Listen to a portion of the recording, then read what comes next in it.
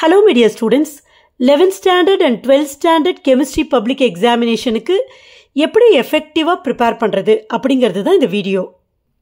12th standard chemistry public examination பாத்தீங்கன்னா 21/3/2025 அன்னைக்கு நடக்க போகுது. Whereas 11th standard chemistry public examination பாத்தீங்கன்னா 25/3/2025 அன்னைக்கு நடக்க போகுது. இதில் ஒரு முக்கியமான விஷயத்தை நம்ம கவனிக்கணும். இந்த 12th ஸ்டாண்டர்ட்க்கு பார்த்தீங்கன்னா பயாலஜி குரூப் ஸ்டூடெண்ட்ஸ்க்கும் பியூர் சயின்ஸ் குரூப் ஸ்டூடெண்ட்ஸ்க்கும் ஹாலிடேஸ், அதாவது கேப் பார்த்தீங்கன்னா 2 நாள் தான் இருக்குது. வெரஸ் மேத்ஸ் குரூப் ஸ்டூடெண்ட்ஸ்க்கு 6 நாள் இருக்குது. இது அப்படியே 11th ஸ்டாண்டர்ட் ஸ்டூடெண்ட்ஸ்க்கு மாறி போயிருக்கு. அதாவது பயாலஜி குரூப் ஸ்டூடெண்ட்ஸ்க்கும் பியூர் சயின்ஸ் குரூப் ஸ்டூடெண்ட்ஸ்க்கும் நிறைய நாள் லீவ் இருக்குது. வெரஸ் மேத்ஸ் குரூப் ஸ்டூடெண்ட்ஸ்க்கு 2 நாள் லீவ் மட்டும்தான் இருக்குது. ஸோ இந்த வீடியோ யாருக்கு யூஸ்ஃபுல்லாக இருக்கும் அப்படின்னு பார்த்தீங்கன்னா, இந்த 2 நாள் லீவ் இருக்கிற ஸ்டூடெண்ட்ஸ்க்கு, அதாவது இன்பிட்வீனில் இருக்கிற கேப்பு டேஸு பத்தாத ஸ்டூடெண்ட்ஸ்க்கு யூஸ்ஃபுல்லாக இருக்கும். இன்னொன்று, கேப்ஸுமே நிறைய இருந்தால் கூட, லீவ் நிறைய இருந்தால் கூட கெமிஸ்ட்ரியை சில ஸ்டூடெண்ட்ஸ் வந்து டஃப்பாக ஃபீல் பண்ணுவீங்க. ஸோ அந்த மாதிரி ஸ்டூடெண்ட்ஸ்க்கும் கண்டிப்பாக இந்த வீடியோ யூஸ்ஃபுல்லாக இருக்கும். இதில் ரொம்ப அவுட்ஸ்டாண்டிங்காக இருக்கிற ஸ்டூடெண்ட்ஸ், ரொம்ப நல்லா படிக்கிற பிள்ளைங்கள்லாம் பார்த்தீங்கன்னா, இந்த 2 நாள் தான் லீவ் இருக்குது அப்படிங்கிற ஒரு பயத்திலே நல்லா ரிவைஸ் பண்ணியிருப்பீங்க. ஸோ அவங்க வந்து கொஞ்சம் ஃபாஸ்ட்டாக ரிவைஸ் பண்ணால் போதும். நான் இன்னும் ப்ராப்பராக ரிவைஸ் பண்ணலை, 15 லெசன்ஸை நான் தரவு பண்ணணும், எனக்கு ரொம்ப பயமாக இருக்குது, நான் எப்படி படிக்க போகிறேன்னு தெரியல அப்படிங்கிறவங்களுக்கான டிப்ஸு தான் இந்த வீடியோவில் இருக்குது. எப்படி படிக்கிறது, எப்படி ப்ரிப்பேர் பண்ணுறது அப்படிங்கிறதுக்கான டிப்ஸை பார்க்கறதுக்கு முன்னாடி, பொதுவாக சைக்கலாஜிக்கலாக நீங்கள் வந்து இந்த ப்ரிப்ரேஷனில் 2 நாள் தான் இருக்கேன்னு முதல்ல ஃப்ரஸ்ட்ரேட் ஆகக்கூடாது. நீங்கள் இதுக்காக பயப்பட்டாலும் ஃபீல் பண்ணாலும் ஒன்றுமே நம்மளால் பண்ண முடியாது. 2 நாள் தான். ஸோ இந்த 2 நாளில் ஹார்ட் ஒர்க் மட்டும் இல்லாமல் ஸ்மார்ட்டாக ஒர்க் பண்ணி எப்படி சென்டம் வாங்கிறது, எப்படி ஹை மார்க்ஸ் வாங்கிறது அப்படிங்கிறத தான் புத்திசாலித்தனமாக இந்த டைமில் நம்ம யோசிக்கணும். அதை விட்டுட்டு நீங்கள் ஃபீல் பண்ணிட்டு இருந்தீங்கன்னா உங்களுடைய டைமும் வேஸ்ட் ஆகிடும், உங்களால் ஃபுல் ஃப்ளெட்ஜாக படிக்க முடியாது, மார்க்ஸ் போகும். இந்த மாதிரி நெகட்டிவ் திங்ஸை தான் நம்ம அப்ரோச் பண்ணுற மாதிரி இருக்கும். So say no to stress, say no to frustration, be confident. இருக்கிற 2 நாளை எப்படி எஃபெக்டிவாக யூஸ் பண்ணுறது அப்படிங்கிறதுல மட்டும் ஃபோக்கஸ் பண்ணுங்கள். இப்போது எக்ஸாம்க்கு கெமிஸ்ட்ரியை படிக்கிறதுக்கான டிப்ஸை தான் நம்ம பார்க்க போகிறோம். The very important and result oriented tip என்ன அப்படின்னு பார்த்தீங்கன்னா, கண்டிப்பாக கொஷின் பேப்பர்ஸ் தான். கொஷின் பேப்பர்ஸ் அப்படின்னு சொன்ன உடனே ப்ரீவியஸ் இயர் பப்ளிக் கொஷின்ஸ் தான், பப்ளிக் கொஷின் பேப்பர்ஸ் தான் அப்படின்னு நீங்கள் நினைக்கக்கூடாது.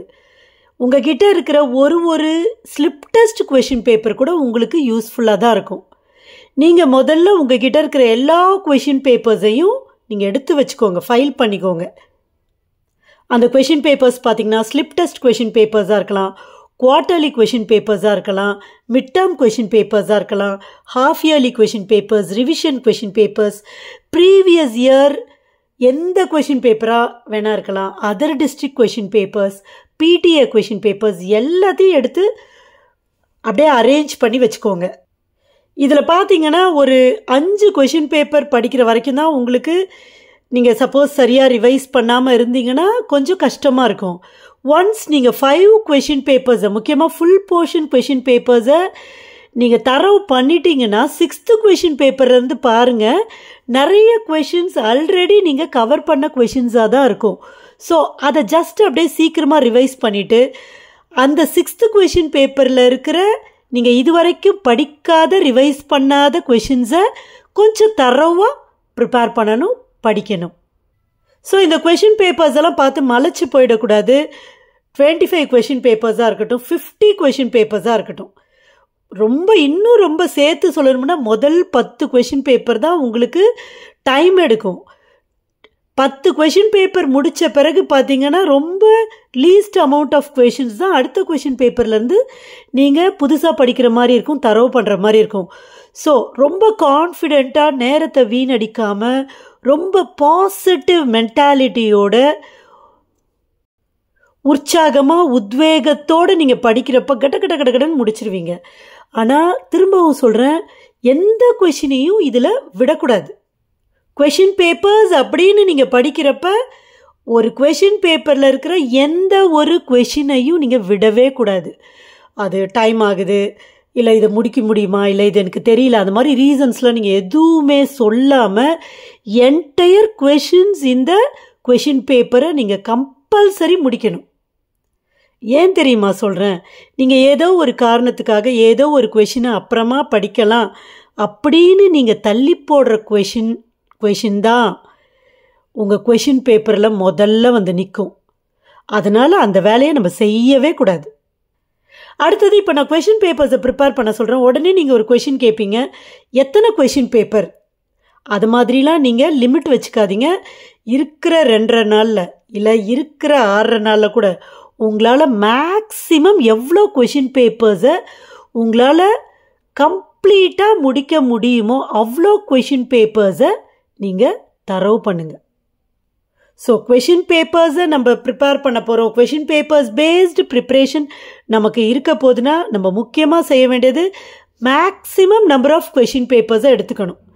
5 கொஷின் பேப்பர் தான், 6 கொஷின் பேப்பர் தான் அப்படின்லாம் நீங்கள் லிமிட் ஃபிக்ஸ் பண்ணக்கூடாது. சரியா? Maximum number of question papers உங்களுக்கு இருக்கிற டைமில் எவ்வளோ முடிக்க முடியுமோ அவ்வளோ கொஷின் பேப்பர்ஸை முடிங்க. 2வது முக்கியமான பாயிண்ட்டு, எந்த ஒரு கொஷினையும் நீங்கள் விடவே கூடாது. அது ஈக்குவேஷன் பேஸ்டு கொஷினாக இருக்கலாம், ப்ராப்ளம் பேஸ்டு கொஷினாக இருக்கலாம், இது வரைக்கும் நீங்கள் படிக்காத கொஷினாக இருக்கலாம். அதுக்கு டைம் ஸ்பெண்ட் பண்ணி கட்டாயமாக நீங்கள் ப்ரிப்பேர் பண்ணணும். ஸோ இந்த மாதிரி ப்ரிப்பேர் பண்ணாலே கண்டிப்பாக நீங்கள் 90% மேலே மார்க் வாங்க முடியும். இப்போ 2வது டிப்ஸ் என்னென்னா வேறு விதமான ப்ரிப்ரேஷன். அது என்னன்னு பார்த்தீங்கன்னா கேட்டகரி வைஸ் ப்ரிப்ரேஷன். ஆக்சுவலாக இதை பண்ணுறதுக்கு நான் என்ன சொல்வேன்னா, முதல்ல அந்த கொஷின் பேப்பர் பேஸ்டு உங்களால் கண்டிப்பாக 15 லெசனையும் 2.5 நாளில் தரவாக படித்து முடிக்கவே முடியாது.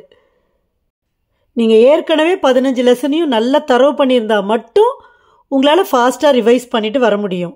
பட் வந்து ரொம்ப நிதானமாக எந்த கொஷினையும் விடாமல் படிக்கணும்னா கொஞ்சம் கஷ்டம்தான். ஸோ என்ன பண்ணலாம்னா, இந்த கொஷின் பேப்பர் பேஸ்டு ப்ரிப்பேர் பண்ணிவிட்டு கூட நீங்கள் லெசன் வைஸில் நீங்கள் படித்ததை நீங்கள் ரிவைஸ் பண்ணலாம். இப்போ இந்த கேட்டகரி வைஸ் ப்ரிப்ரேஷனில் நம்ம என்ன பண்ண போகிறோம்னா, பாருங்கள், 15 லெசனையும் ஒரு லெசனாக எடுங்க. அந்த லெசன்ஸில் இருக்கக்கூடிய டெஃபனிஷன்ஸை படிச்சிங்க.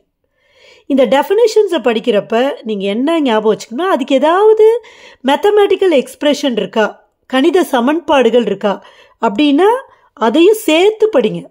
நம்ம என்ன பண்ணுவோம், எனக்கு தான் டெஃபினிஷன் தெரியுமே, நான் தான் இது தரவாக இருக்கிறேனே அப்படின்ட்டு டெஃபினிஷனை மட்டும் படிச்சுட்டு அந்த ஈக்குவேஷன், அதுக்கு ரிலேட்டட் ஈக்குவேஷன் ஏதாவது இருந்தால் அதை படிக்காமல் விட்டுருப்பீங்க.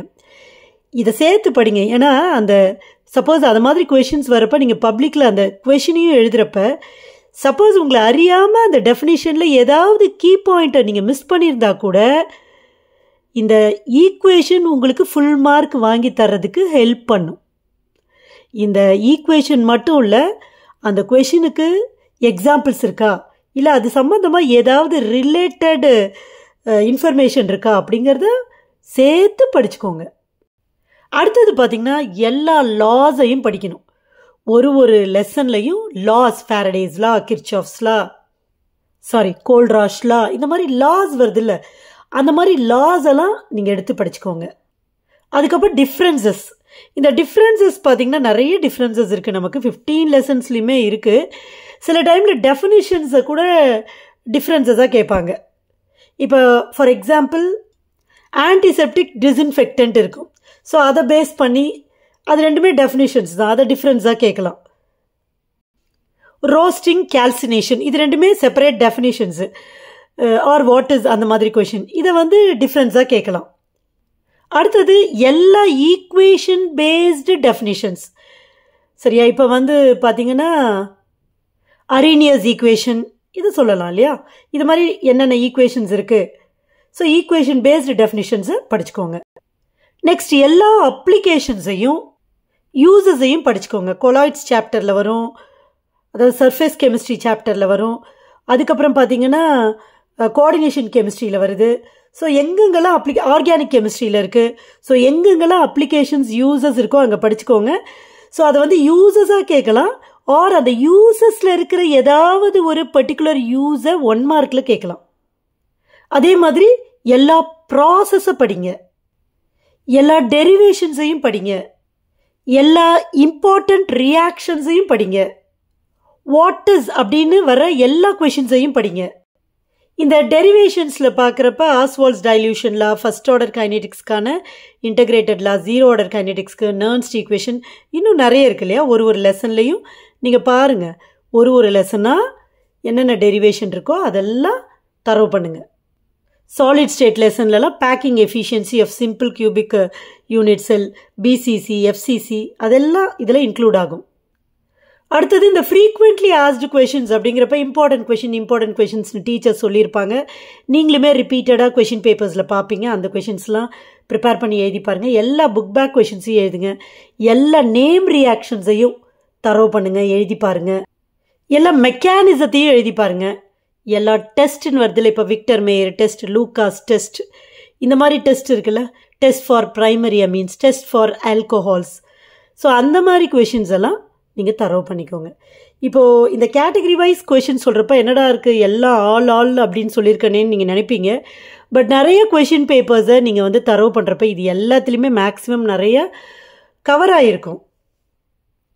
நிறைய கொஷின் பேப்பர்ஸை தரவு பண்ணி முடிச்சுட்டு டைம் இருந்தால் கடைசியாக ஒரு 2 hours அது மாதிரி ஸ்பெண்ட் பண்ணுங்கள். எப்படின்னா ஒரு லெசன்லையும் நம்ம மேக்ஸிமம் எவ்வளோ படிச்சிருக்கோம்.